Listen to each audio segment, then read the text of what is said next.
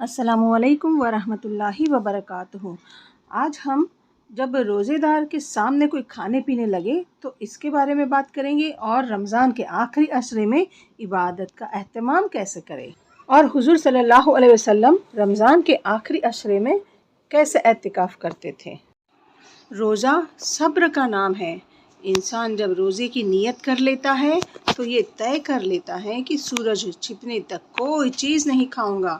پھر جب روزے دار کے سامنے کوئی شخص کھانے لگے تو روزے دار کو صبر کی مزید فضیلت بڑھ جاتی ہے، کیونکہ دوسرے کو کھاتا دیکھ کر جو نفس میں خصوصی تقاضا پیدا ہوتا ہے اس کو دباتا ہے، اور روزہ پورا کیے بغیر کچھ نہیں کھاتا پیتا ہے۔ اس خصوصی صبر کی وجہ سے یہ خصوصی فضیلت دی گئی ہے کہ کھانے والا جب تک اس کے پاس کھاتا رہتا ہے اس کے لیے فرشتے بخشش کی دعا کرتے رہتے ہیں۔ اگر روزے دار کے پاس کوئی کھانے لگے تو روزے دار کے لیے فرشتے دعا کرتے ہیں۔ حضرت ام عمارہ بنت کعب رضی اللہ عنہ سے بیان فرمایا کہ آپ صلی اللہ علیہ وسلم میرے پاس تشریف لائے۔ میں نے آپ صلی اللہ علیہ وسلم کے لیے کھانا منگایا۔ آپ صلی اللہ علیہ وسلم نے فرمایا کہ تم بھی کھاؤ۔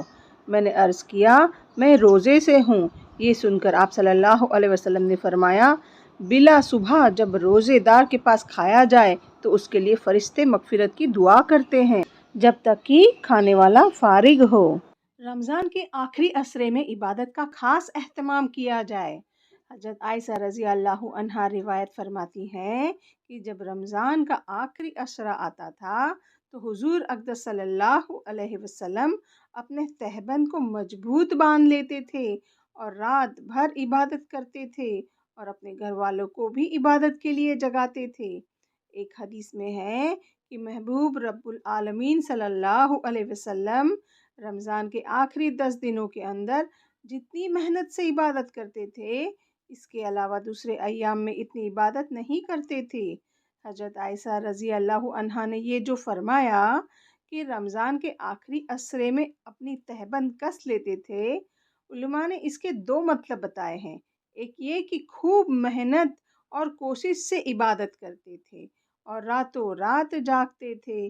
یہ ایسا ہی ہے جیسے محاورے میں محنت کے کام کے لیے بولا جاتا ہے کہ خوب کمر کس لو، اور دوسرا مطلب تہبند کس کر باندھنے کا یہ بتلایا کہ رات کو بیویوں کے پاس لیٹنے سے دور رہتے تھے، کیونکہ ساری رات عبادت میں گزر جاتی تھی اور اعتکاف بھی ہوتا تھا۔ اسی لیے رمضان کے آخری عشرے میں میاں بیوی والے خاص تعلق کا موقع نہیں لگتا تھا۔ حدیث کے آخری میں فرمایا کہ رمضان کے آخری عشرے میں حضور اقدس صلی اللہ علیہ وسلم خود بھی محنت اور کوشش سے عبادت کرتے تھے اور گھر والوں کو بھی اس مقصد کے لیے جگاتے تھے۔ بات یہ ہے کہ جسے آخرت کا خیال ہو، موت کے بعد کے حالات کا یقین ہو، اجر و ثواب کے لینے کا لالچ ہو، وہ کیوں نہ محنت اور کوشش سے عبادت میں لگے گا۔ پھر جو اپنے لیے پسند کرے وہی اہل و عیال کے لیے بھی پسند کرنا چاہیے۔ حضور اقدس صلی اللہ علیہ وسلم راتوں کو نمازوں کے اندر قیام فرماتے تھے کہ قدموں مبارک پر ورم آ جاتا تھا۔ پھر رمضان کے اندر خصوصاً آخری عشرے میں تو اور زیادہ عبادت بڑھا دیتے تھے، کیونکہ یہ مہینہ اور خاص کر آخر عشرہ آخرت کی کمائی کا خاص موقع ہے۔ آپ صلی اللہ علیہ وسلم کی کوشش ہوتی تھی کہ گھر والے بھی عبادت میں لگے رہے، لہٰذا ان کو بھی جگاتے تھے۔ رمضان کے آخری عشرے میں اعتکاف۔ حضرت عائشہ رضی اللہ عنہا روایت فرماتی ہے کہ حضور اقدس صلی اللہ علیہ وسلم رمضان کے آخری عشرے میں اعتکاف فرماتے تھے۔ وفات ہونے تک آپ صلی اللہ علیہ وسلم کا یہی معمول رہا۔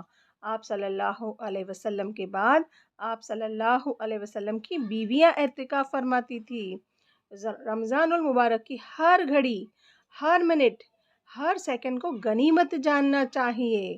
جتنا ممکن ہو اس ماہ میں نیک کام کر لو اور ثواب لوٹ لو۔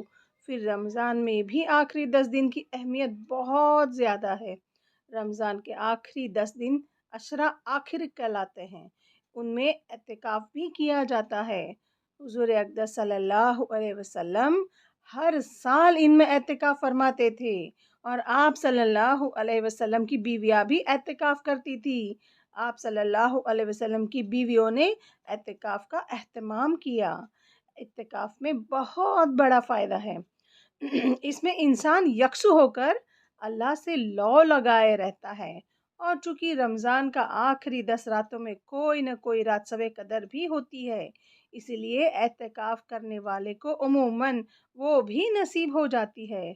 مرد ایسی مسجد میں اعتکاف کرے جہاں 5 وقت کی جماعت سے نماز ہوتی ہو، اور عورتیں اپنے گھر کی مسجدوں میں اعتکاف کرے۔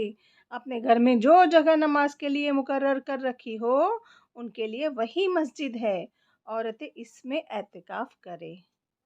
بس آخر میں یہ دعا مانگتے ہیں کہ اے اللہ، جو یہ رمضان کا مہینہ جس کو تو نے تمام مہینوں سے خاص کر لیا ہے اور بڑی فضیلت عطا کی ہے، اس میں جو شب قدر ہے جو 1000 مہینوں سے بہتر ہے، اس کی قدر کرنے کی اور اس کو پانے میں ہماری مدد فرما، اور ہمارے روزوں اور ہماری عبادتوں کو قبول فرما، اور ہم نے اس مہینے میں جو چھوٹے بڑے گناہ کیے ہیں تو ان کو معاف کر دے۔ ہمارے والدین اور تمام ہمارے مذہب والوں سے درگزر فرما کر ان کو بخش دے، اور ہماری تمام جائز دعاؤں کو قبول فرما۔ آمین۔ السلام علیکم ورحمۃ اللہ وبرکاتہ۔